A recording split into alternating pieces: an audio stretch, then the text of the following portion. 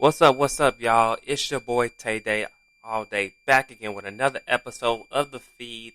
Thank you guys for going ahead and chiming in. Your boy today wants to go ahead and get a little bit off my chest, talk my shit, because this is how it is going down right now, and it is crazy to be hearing all this stuff. Right now we got Golden State versus the Celtics in the finals. It's 1-1. And we got so much going on. We got so much going on because we got people talking they shit. And it's a constant back and forth when we're talking about the subject of the day. The subject is, of course, the NBA old school versus new school. Okay? What's going on now that the old schools really just don't like? And they believe that shit won't fly in their day. So I want to go ahead and touch on that because I want it to be clear because people are not taking into account all of the information. So let's go ahead and jump into it. First and foremost, understand this. I am not saying that nobody can play in somebody else's zone. However, does show signs that people cannot hold their own or wouldn't be able to hold their own in different scenarios. So whenever I'm talking about this in particular, I'm talking about you have the old school players that are talking their mess, that are coming and talking. So like right now, talking about the playoffs, Draymond Green is the number one topic again, as usual. But this is the way he gets his get his stardom. This is how he gets his people to react to what he's saying in his interviews and what he's saying on the court. Draymond Green is a role player and he knows it. But his biggest strength is able to get into teams and make them concerned and worried. Every team needs to have a killer like that. Needs to have somebody that's willing to get dirty for the team and put themselves on the line. If you don't have a player like that has a defensive mindset or play both ends of the floor and ready to get grime and dirty, then your team ain't gonna be in the championships. That's it. You're not gonna make it that far because every team needs that player that's willing to risk it all. Whether it could be the best player. You know what I'm saying? Like it's Draymond Green for the Warriors. You got other players like for Boston. I would say Smart would be their player. You get a little bit of fire from Jalen Green. You get a little bit of fire from him. So they got a couple players, but they're not willing to take it as far as Draymond is willing to take it. And that is really affecting them. The only reason why they lost Game 2 is because they could not handle Draymond. They have to match his energy. You may not be able to talk the most shit, but you cannot, you got to match that energy, though. If he's talking that, yeah, okay. Well, do it just like they did in old school ways. You talk your shit, and then you go in there and you prove it. If he's talking that shit, you talk some shit back to him, you need to go out there and prove it to him.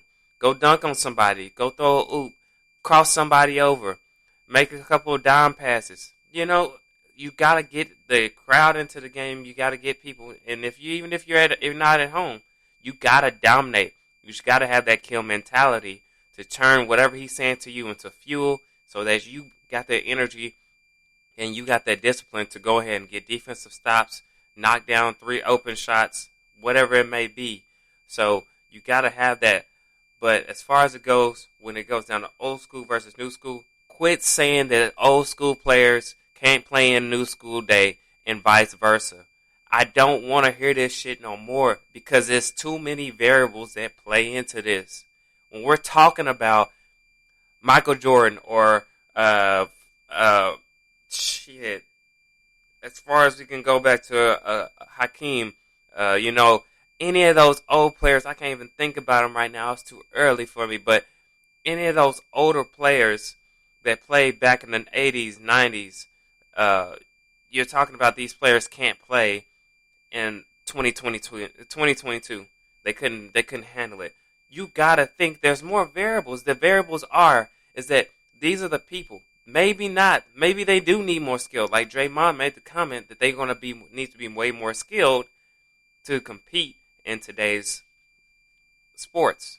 Okay, of course, if they grew up in this time zone or this time with this, if they grew up in a time with the same uh, facilities, same technology, equipment, everything like that. These are the variables that help you get stronger, heal faster, increase your flexibility. They didn't have those, 40 years ago when they were playing, or 30 years ago when they were playing in their prime. You know what they used? They had some old rusty weights, or they just had to use whatever they were given genetically, and they worked their ass off by just shooting on these rims with no nets and broken down. They had to create it. I mean, what do you think the whole cart, milk carton where they used to carry a bunch of the lunch ladies in the cafeteria had the black carts where they made hoops out of them? Where do you think that came from? It came from poor areas, poor people where they couldn't afford to do those type of things, so they had to make a way where they can play basketball and enjoy the sport that they love, that they're passionate about, and then they ended up making it to the league. These are people that spend night and day practicing their craft when they didn't have things like that. They didn't have an open gym. They didn't have facilities like we had. Okay, so you got to think about everything they've done in the NBA, not even the hard work they put into it. The old school still built the foundation for the money and the advertisements and all the deals that are coming through for these NBA players and this generation now. You still need to respect them on that level. And if they have the same tools you had, do you really think that they would have just had this more simple crossovers and more simple things of that nature? No, they wouldn't. If they had the same mentality, but they played in this time and day, they probably would whoop your ass. That's just my opinion, because they came through a harder time and still made it work. A lot of these kids nowadays, you have basketball hoops outside. You got community centers that have been built. And there's basketball players from the old school that have came back and donated back and did work in their communities, same as players are doing now. They're continuing that trend because it opens up more options for the community so that basketball can continue growing and reaching other facilities. And that's why basketball is so huge now, is because what those players did on giving back and spending their money, instead of on fancy cars and all that BS, they spent it on, let's start something, let's help something out in my neighborhood that I came from. Let's do this, let's do that. And guess what happened? Now you have all these different things going on. You got different players from old school that broke into the commercial and the TV and the acting, and they broke into those scenes to give you the gateway. Now that it's common, now it's easy for somebody to offer Seth Curry or Draymond Green or somebody a commercial or to get into to do a movie or doing these things. Now you got other players that's not even really superstars that are getting offers to do small parts in movies and getting paid. It's really easy to talk about this stuff, who's better and who's not. It's easy to say that based off of what you see from the 1990s and 1980s, because these people didn't have the same tools and the same type of training.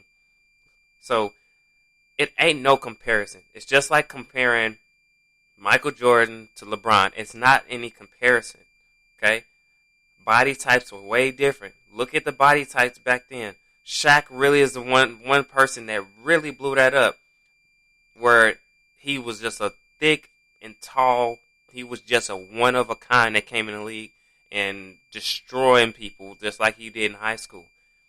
You couldn't fuck with him because everybody was skinny. You may be tall, but everybody was skinny. Didn't matter. Everybody had to be fit, had to look fit, like they could run the court and be like that. Shaq is one of those people that opened that up for him. Then you also got people like, Zion, for instance.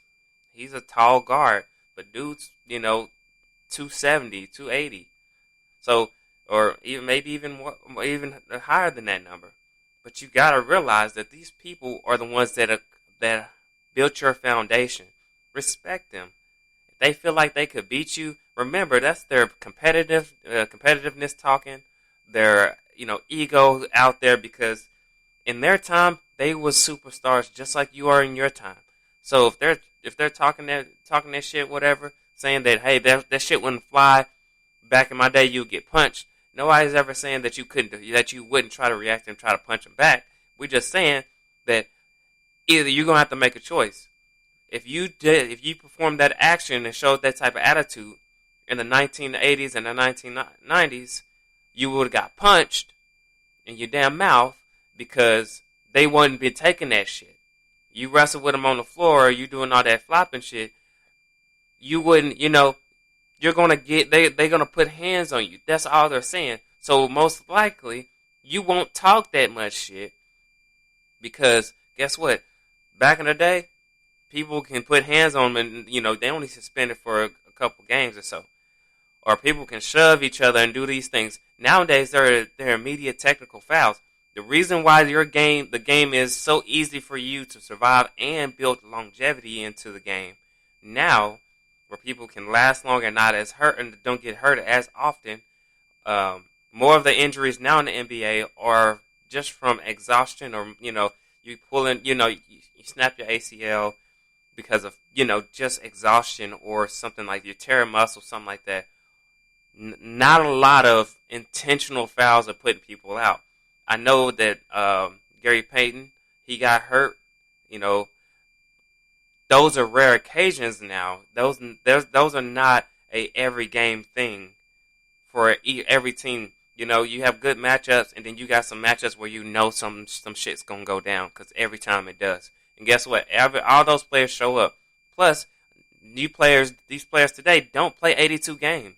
They got new rules, new regulations that are not the same. So quit going back 30, 40 years from now and say, hey, blah, blah, blah, blah, blah. Draymond, you're 32 years old. Hey, the other guy, he's 50, 60 years old. Y'all are in two different things. Stop comparing each other and just understand that you're playing your game. Flopping is a thing now. Everybody knows it. And when you're getting paid millions of dollars, I will flop too.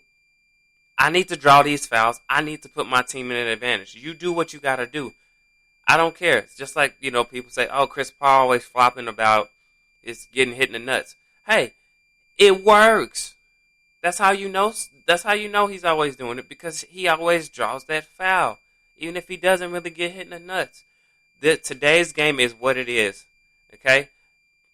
This NBA is all political. Understand that. And when you're talking about these old school people, I got respect for the old school people, because I know what they've done and what they've been through. And the game was way more entertaining back then than it is now. And people know that. Nowadays, the entertainment is only happening when people are actually scoring. And I don't really watch NBA basketball because it's political, and it's all about money now. Back then, it was about passion.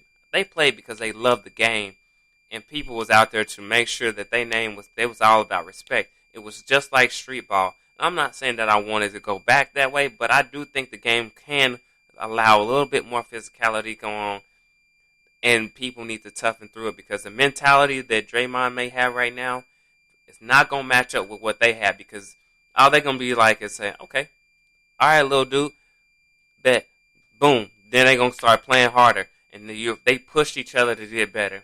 You guys, not the same thing. It's just not. So I do have a little bias, but it is what it is.